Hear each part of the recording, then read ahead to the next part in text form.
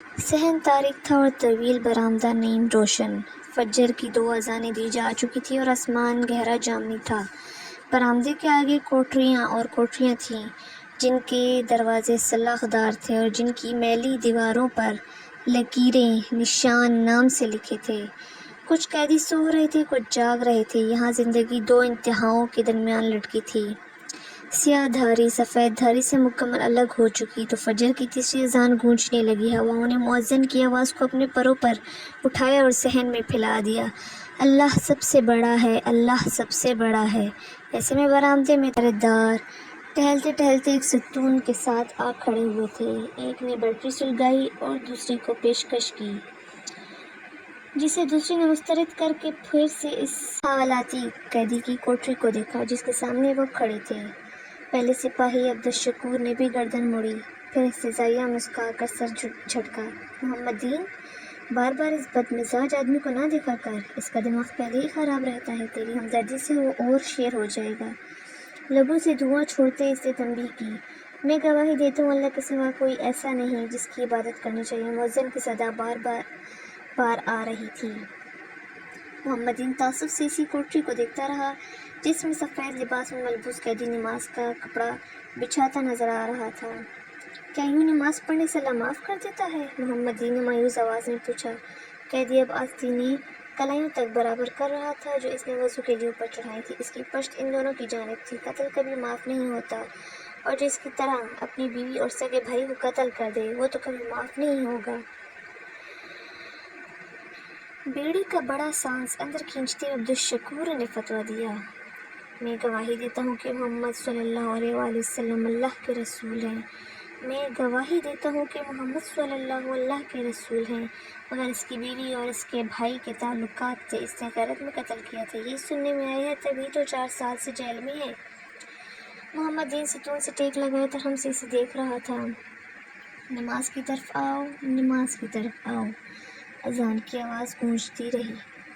قیدی اب کپڑے کے سرے پر کھڑا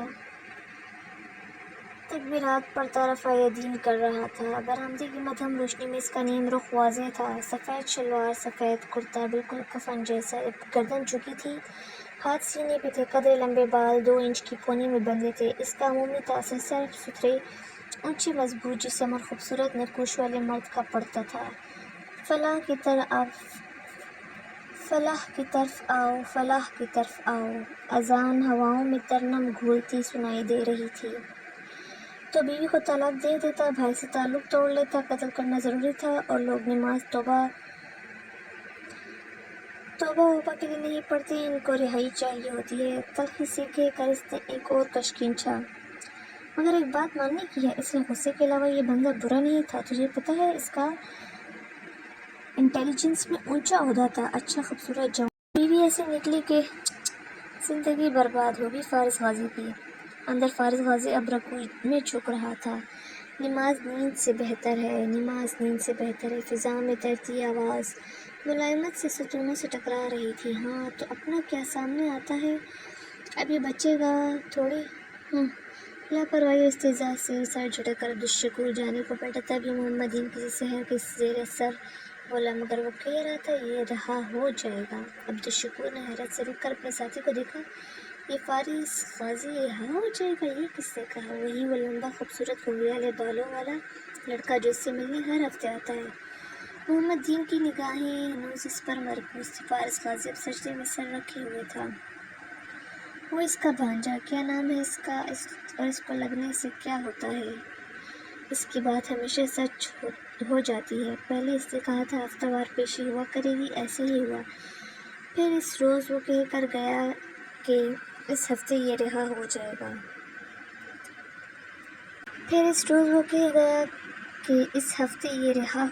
گا۔ نہ تو اس کا بھانجا یہ سب تجھے کیوں بتاتا رہا ہے؟ عبدالشکور بڑی لبوں سے ہٹائے مشکوک نظروں سے محمد دین کو دیکھ رہا تھا۔ ابھی مجھے کہاں، اسی کو بتا رہا تھا، میں نے یوں ہی سن لیا۔ اللہ سب سے بڑا ہے، اللہ سب سے بڑا ہے۔ اذان اب دھیمی پڑ رہی تھی۔ چھوڑ یار، یہ نہیں رہا ہونے والا، اسی تلخی سے کہہ کر بیڑی پھینکی اور پھر سلگتے بجھتے انگارے کو دیکھنے لگا۔ اللہ کے سوا کوئی ایسا نہیں جس کی عبادت کرنی چاہیے۔ آواز دم توڑ گئی۔ فضا میں سکوت چھا گیا. پھر بلبل نے صدا لگائی، درختوں نے پتے جھکائے اور سارے مخلوق اپنی عبادت میں مشغول ہو گئی. قیدی سلام پھیر کر اٹھا، جائے نماز کا کونا موڑا، کف کلائی پر اوڑھے اور چلتا ہوا سلاخوں تک آیا. اس کا چہرہ ٹیوب لائٹ کی روشنی میں واضح ہوا. اس کی آنکھیں سنہری تھیں. انہیں سکیڑ کر تیکھی نظروں نے اسے ان دونوں کو دیکھتے اس نے انگلی سے اپنی طرف آنے کا اشارہ کیا. محمدین میکانیکی انداز میں قریب آیا. دشکور اتنا متاثر نہ تھا مگر اس نے پھر بھی پیروی کی. اپنے کان صاف کر کے دھیان سے سنو. وہ تیز نگاہوں سے دونوں کو باری باری دیکھتے ہوئے بولا. پہلی بات، وہ میرا سگا نہیں ستیلا بھائی تھا. دوسری بات، میرے بھانجی کا نام سعد یوسف ہے. اور آخری بات، اگر آئندہ تم مجھے میری ملاقات کے اوقات میں اپنے قریب پھٹکتے نظر آئے تو اگلے دن یہاں پہرا ویل چیئر پہ دو گے. سمجھ میں آیا؟ تجھے تو میں ابھی عبدالشکور کو سے آگے بڑھا مگر محب الدین نے اس کے سینے پر ہاتھ رکھ کر پیچھے دھکیلتے چھوڑو جانے دو کہہ کر اسے روکا اور آئے واپس لے گیا. کیا؟ ہاں ابھی کیا؟ سلاخیں تھامے فارس سے بھونچے جبڑے اور غسیلی آنکھوں سے پکارا مگر محمد دین بمشکل سمجھا بجھا کر اسے دور کرنے میں کامیاب ہو گیا تھا. فارس سے سر جھٹکا اور واپس ہو گیا. صبح کی سفیدیاں آہستہ آہستہ پھیل. میں زخم ہوں پھر بھی دکھائی نہ دوں. ٹھیک اسی وقت اسلام آباد کے دوسرے حصوں پر بھی فجر ایسے ہی طلوع ہو رہی تھی. اس پر مڈل کلاس کالونی میں ایک گھر کی کھڑکیاں نیلے اندھیری روشن میں تھیں. چھوٹے سے لان کے سامنے لاؤنج کی کھڑکی نظر آتی مگر گھر کی بغلی گلی سے اندر جاؤ تو پہلے کچن کا بند دروازہ آتا اور پھر ایک بیڈ روم کی کھڑکی جس سے چہرہ لگا کر دیکھو تو اندر لیمپ جل رہا تھا اور کارپٹ پر ایک لڑکی نماز پڑھ کر سلام پھر رہی تھی. بیڈ کے سائڈ ٹیبل کے چلتے لیمپ کے ساتھ موبائل، پانی اور چند دوائیاں رکھی تھی. ایسی دوائیاں جو گردے کا وہ مریض استعمال کرتا ہے جس کو ڈونر گردہ کسی دوسرے کا لگا ہو. وہ نماز ختم کر کے بنا دعا مانگے اٹھی. جائے نماز اسی میز کے خانے میں رکھ دی، دوپٹہ اتار کر بال آزاد کیے، پھر پلٹ کر اسٹڈی ٹیبل تک آئی اور تو اس کا چہرہ سامنے آیا. وہ صاف مگر قدرے زرد رنگت کی، دراز قد، دبلی پتلی سی تھی. نقوش متناسب آنکھیں بادامی رنگ کی، گہری بھوری پلکیں مڑی ہوئی اور ناک میں ہیرے کی ننھی سی لونگ بالکل مونگ کے دانے جتنی. وہ بہت خوبصورت نہیں تھی مگر اس کے بال خوبصورت تھے. گہرے بھورے سر سے کان تک سیدھے اور موٹے موٹے کرلز کی صورت گھنگریالے ہو جاتے. وہ اسٹیپس میں تھے، سامنے سے تھوڑی تک، پھر کندھوں تک اور پھر کم پیچھے کمر تک آتے. موٹے موٹے کرلز، صورت کے گھنگریالے بال. اس نے الماری کھول کر ایک فائل نکالی اور بدہانی میں ایک ڈبے کو لڑکا دیا جس سے اخبار کے چند تراشے پھسل کر باہر گرے مگر چونکہ اس نے دیکھا نہیں تھا سو اسٹڈی ٹیبل پہ آ بیٹھی اور فائل کھول لی. اخبار کے تراشے اس کے قدموں میں گرے رہے. کمرے میں نیم اندھیرا تھا. وہ ٹھیک سے پڑھے نہ جاتے تھے مگر پھر کھڑکی کے باہر صبح پھیلتی گئی اور روشنی اندر بڑھتی گئی اور ان کی تحریر واضح ہو گئی. ان تراشوں کی سرخیاں کہہ رہی تھی ڈائریکٹر نیب وارث قاضی پراسرار طور پر کمرے میں مردہ پائے گئے. پولیس نے موت کو خودکشی، عزیز و اقارب نے قتل قرار دے دیا. کمرے سے لیپ ٹاپ اور اہم ڈاکومنٹس بھی غائب. اسلام آباد کے پوش علاقے میں نامعلوم افراد کی فائرنگ سے ایک خاتون جاں بحق، ایک زخمی جاں بحق. خاتون کچھ روز قبل مبینہ طور پر خودکشی کرنے والے نیب ڈائریکٹر کے بھائی کی اہلیہ تھی. زخمی خاتون کے دونوں گردے فائرنگ کے نتیجے میں ضائع ہو چکے ہیں. نیز ان کا تعلق نیب ڈائریکٹر کے قتل کا معمہ حل. پولیس نے سوتیلے بھائی فارس غازی کو گرفتار کر لیا. پولیس کے مطابق اپنی بیوی اور رشتہ دار خاتون پر فائرنگ کے پیچھے بھی اسی کا ہاتھ. دو ہاتھوں نے تیزی سے وہ کاغذ سمیٹے اور ان کو ڈبوں میں ڈالتے ہوئے الماری بند کی. پھر سیدھی ہو کر کھڑی ہوئی. وہ تیار ہو چکی تھی اور اب گیلے گھنگریالے بال برش کر رہی تھی. فجر بیتے کافی دیر ہو چکی تھی اور باہر ہر طرف سنہری روشنی تھی. اس کی کھڑکی کے باہر پتلی گلی میں واپس چلتے جاؤ تو اب کچن کا دروازہ کھلا تھا. جالی سے باتیں کرنے کی آوازیں اور ناشتے کی خوشبو آ رہی تھی. ملازم لڑکا کھڑا چائے دم پر رکھ رہا تھا. ساتھ ایک ہی ہٹی کٹی اس کے طبقے کی عورت کھڑی تھی. یہ صداقت ماں کا سارا پیغام سمجھ میں آ گیا نا. اب میں تسلی سے گرائے چلی جاؤں. وہ جیسے کوئی لمبی چوڑی بات سمیٹ رہی تھی. لڑکے نے ہاں نہ چاچی کہتی تشفیع کروائی. چاچی نے جیسے فراغت سے ادھر ادھر دیکھا. یہ تو اپنی باجی کا ناشتہ بنا رہا ہے. اس نے مالکن کی بابت استفسار کیا. ہاں اور صاحب کا بھی. باجی کے ابو دو لوگ ہی تو ہیں گھر میں. نہ تو تیری باجی کی شادی وادی نہیں ہوئی؟ صاحب نے بہت پہلے انڈا توڑتے ہوئے بہت کو بہت کھینچا، باجی کی منگنی کی تھی، شادی بھی ہونے والی تھی، مگر پھر بازار میں فائرنگ ہوئی اور باجی کو بھی گولی لگ گئی، بس دونوں گردے ضائع ہو گئے۔ کسی انگریز عورت نے گردہ تو دے دیا اور لگ بھی گیا، پر منگنی ٹوٹ گئی، پھر باجی نے شادی نہیں کی۔ بیچاری 27-28 کی تو ہوگی، یار 33-34 سے کم کی نہیں ہے باجی، لگتی چھوٹی ہے۔ صداقت نے فخر سے کہتی ہوئی انڈا تیل پہ ڈالا۔ تیل کی آواز۔ تجھے کیسے پتا اس کی عمر؟ چاچی نے مشکوک نظروں سے لڑکے کو دیکھا۔ عمر کا نہیں، سالگرہ کا پتہ چل جاتا ہے، اور ہر سالگرہ پہ سادی بھائی کا کارڈ اور پھول جو لے آتا ہے۔ سادی بھائی کون؟ لے، تجھے سادی بھائی کا نہیں پتا؟ صداقت نے انڈا پلٹتے ملامتی نظروں سے چاچی کو دیکھا۔ باجی کا بھتیجا ہے، بڑے صاحب کا پوتا۔ دیکھ، ایسے ہوتے ہیں بھتیجے، اور تو گرائے آتا ہے تو مجال نہیں کہ چاچی کو شکل بھی دکھا رہی۔ ساتھ ہی لڑکی کی پشت پہ دھموکا چڑھا۔ بلبلا کر رہے گا، اسی لیے تو باجی اپنے بھتیجے سے بڑا پیار کرتی ہوئی۔ کہاں برا منہ بنائے صداقت نے اسی انداز میں کہا، وہ تو سادی بھائی سے بھی بات نہیں کرتی، ملتی بھی نہیں ہے، وہ تبھی گھر آتا ہے جب وہ نہیں ہوتی۔ وہ اس سے ناراض ہے۔ آئے ہائے، کیوں؟ پرانی ناراضی ہے۔ باجی کو جو گولی لگی تھی وہ سادی بھائی کے ماموں نے ماری تھی، بس اب سے ان کے تعلقات اچھے نہیں اور سر جھکائے کام کرتے ہوئے تبصرہ کیے جا رہا تھا۔ چاچی نے پرسوچ ہنکارا بھرا، تو اسی لیے باجی کے بھائی کا خاندان ان کے ساتھ نہیں رہتا، اور نہیں چاچی، وہ تو ہمیشہ سے الگ رہتے تھے، پھر خاندان میں اور ہے بھی کون؟ باجی کے ایک ہی بھائی تھے، سادی کے ابو عرصہ ہوا فوت ہو چکے۔ ان کی وفات سے بھی سالوں پہلے سے انہوں نے گھر الگ کر لیا تھا۔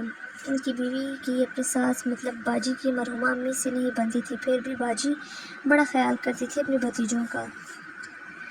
سادی بھائی لوگ 3 بہن بھائی ہیں، یہ تو بس اب کچھ سالوں سے ان کی بول چال۔ صداقت، اگر آپ ہمارے شجر و نسب پر روشنی ڈال چکے ہو تو ناشتہ ٹیبل پہ لگا دو گے؟ صداقت کے ہاتھ سے چمٹا گرتے گرتے بچا۔ چچی بھتیجا گھبرا کے پلٹی، وہ کوٹ بازو پہ ڈالے دوسرے ہاتھ میں پرس لیے چوکھٹ پر کھڑی تھی، اور یہ فقرہ اس نے بنا کسی غصے یا طنز کے بہت سادگی اور نرمی سے ادا کیا تھا۔ لایا باجی، بس وہ جیسے کرنٹ کھا کر ایک دم تیز کام کرنے لگا۔ چاچی نے بھی خفیف سا سلام کیا۔ وہ اسی نرمی مگر سنجیدگی سے جواب دے کر راہداری میں آگے چلتی گئی، اور ہیل کی فرش سے ٹکراتی آواز گونجتی گئی۔ راہداری کے سامنے بڑا سا لیونگ روم تھا، اس کا آدھا حصہ صوفوں سے آراستہ ٹی وی لاؤنج تھا، باقی نصف میں ڈائننگ ٹیبل بچھی تھی۔ سربراہی کرسی کی جگہ ایک معمر صاحب وہیل چیئر پہ بیٹھے اینک ناک پر جمائے اخبار دیکھ رہے تھے۔ وہ دائیں ہاتھ کی پہلی کرسی پہ آ بیٹھی، چیزیں ایک طرف رکھی، پلیٹ اٹھائی، کانٹا اس میں رکھا۔ آج گھر کب آؤ گی؟ جلدی آنے کی کوشش کروں گی، وہ بہت ٹھہرے ہوئے نرم انداز میں بولتی تھی، اور اس کے فکرے ایک روانی میں لبوں سے ادا ہوتے تھے، اور وہ ہمیشہ بات ختم کر کے سانس لیا کرتی تھی۔ اس کے باوجود ہر لفظ واضح اور کلیئر ہوتا تھا۔ زمر، انہوں نے پکارا۔ زمر نے جواب میں صرف ہوں کہا۔ کل کی تاریخ یاد ہے؟ کیا تھا؟ کوئی کرکٹ میچ تھا، زمر نے اسی اطمینان سے پوچھتے ہوئے نیپکن گود میں بچھایا۔ سادی کی سالگرہ تھی، وہ 25 سال کا ہو گیا۔ اس کے ہاتھوں کی حرکت سست ہوئی، بھوری آنکھوں میں سایہ لہرایا۔ وہ ایک دم چہرہ موڑ کر صداقت کی طرف متوجہ ہو گئی، چلو آزمات میں اس پہ رکھ رہا تھا، وہ زمر سے نظریں بھی نہیں ملا پا رہا تھا۔ بھابھی اخبار کو ہی دیکھ رہے تھے۔ صداقت اندر چلا گیا تو انہوں نے کہا، کیا تمہیں یاد ہے کہ تم کیا کیا بھولنے لگی ہو؟ 4 سال سے اس کے گھر جانا بھول گئی ہو، 1.5 سال سے اس کی شکل دیکھنا بھول چکی۔ زمر نے میز کے وسط میں رکھے گلدان کو دیکھتے ہوئے کپ لبوں سے لگایا، بولی، کچھ نہیں، اس کا چہرہ اسپاٹ تھا۔ وہ تمہاری کوئی سالگرہ نہیں بھولتا، میں اسے کال کر لوں گی۔ کال کرنا پرواہ کرنے کے مترادف نہیں ہوتا۔ زمر نے سنجیدگی سے بڑے ابو کا چہرہ دیکھا جو اب اسے ہی دیکھ رہے تھے۔ وہ میرا بھتیجا ہے، میں اس کی پرواہ کیوں نہیں کروں گی؟ تو پھر اس سے ناراضگی ختم کیوں نہیں کرتی ہو؟ میں اس سے ناراض نہیں ہوں، شادی میرے لیے کیا ہے آپ جانتے ہیں، اور کوئی بھی اس چیز کی حقیقت کو نہیں بدل سکتا، تو پھر اس سے ملتی کیوں نہیں ہو؟ ٹھیک ہے، آپ ہمارا ناشتہ اسپوائل کرنا چاہتے ہیں تو ایسے ہی صحیح۔ پیالی پچ پہ رکھی اور مکمل طور پر ان کی طرف متوجہ ہو گئی۔ مجھ سے کیوں نہیں ملا جب میں بیمار تھی؟ ابا میرے گردہ ضائع ہو گئے تھے۔ کچھ بھی عورت مجھے گردہ دے سکتی تھی، مگر میرا بھتیجا مجھ سے ملنے نہیں آ سکتا کیونکہ اس کی پڑھائی زیادہ ضروری تھی۔ ابا، وہ میرا بیٹا تھا، میرا بھائی تھا، میرا سب سے اچھا دوست تھا، مگر وہ میرے پاس نہیں تھا جب مجھے اس کی ضرورت تھی۔ وہ انگلینڈ چلا گیا، اور ہاں، وہ وہاں سے مجھے کال کر لیتا تھا، مگر کال کرنا پرواہ کرنے کے مترادف تو نہیں ہوتا نا۔ تم اس کی یہ بات درگزر کر دیتی اگر اس نے یہ نہ کہا ہوتا کہ فارس بے گناہ ہے۔ اور زمر رو کے اس کے تاثرات بدل گئے، آنکھوں میں گہرا کرب، تکلیف، غصہ ابھرا۔ فارس غازی کا نام میرے سامنے مت لیا کریں، اس شخص نے میرے ساتھ کیا آپ بھول گئی ہیں؟ تو میں یاد کرا دیتی ہوں۔ اس کا جیسا ناشتہ حرام ہو چکا تھا۔ لبوں کو نمکین سے تھپتھپا کر بال کان کے پیچھے اڑسے اور ان کی آنکھوں میں دیکھ کر اسپاٹ لہجے میں بولی، وہ آپ کی بہو کا بھائی، اس نے 4 سال پہلے میری زندگی برباد کر دی تھی، اور اس نے اپنی بیوی اور مجھے ایک جگہ بلا کر ہم دونوں کو شوٹ کر دیا تاکہ میں اصل ٹارگٹ سمجھی جاؤں۔ ان 3 گولیوں نے جو مجھے کمر میں لگی تھی کہ اس شخص نے میرے پشت پہ ہی تو حملہ کیا تھا۔ میں صرف گردے ہی نہیں چھینے، ہر چیز چھینی، اور سادی۔ اس نے تب بھی کہا تھا، اب بھی کہے گا، اس کا ماموں بے گناہ ہے۔ گریٹ!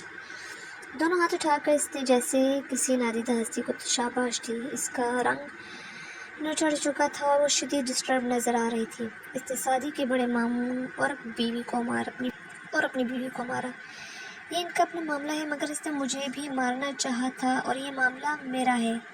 مگر ابا، اس کے باوجود میں فارس غازی کے کیس کو فالو نہیں کرتی۔ میں خود کو 1.5 سال سے اس کیس سے الگ کر چکی ہوں، اپنا بیان بھی واپس لے چکی ہوں، کیونکہ جب اس واقعے کا ذکر کیا جاتا ہے مجھے نئے سرے سے تکلیف ہوتی ہے۔